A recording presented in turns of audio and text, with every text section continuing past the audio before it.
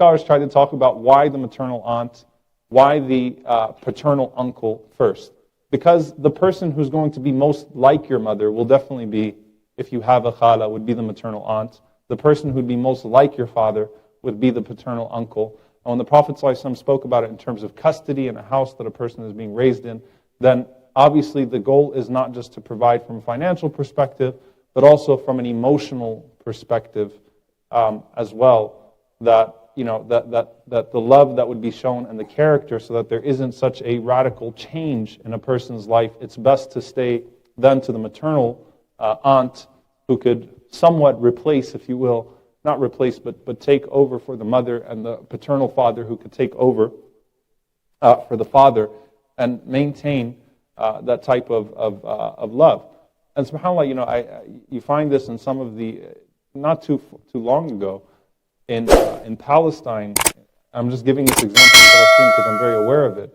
The way that they would deal with a sudden death of a father, it was expected of the brother, the paternal uncle, to sort of step in, right? And he would marry the widow and take care of the children, because he was supposed to then assume that role of fatherhood. So that extended family was meant to be one of support, not one of headaches, all right?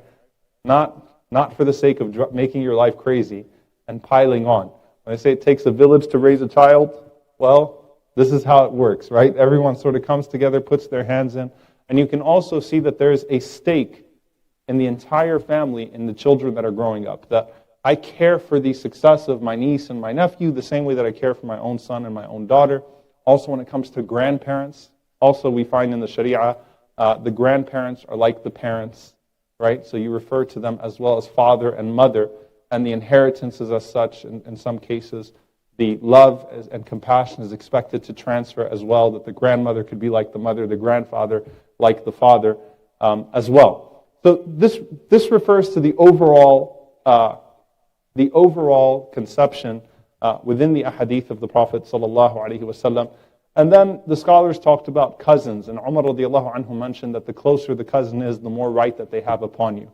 So these were things that were to be thought of in every situation.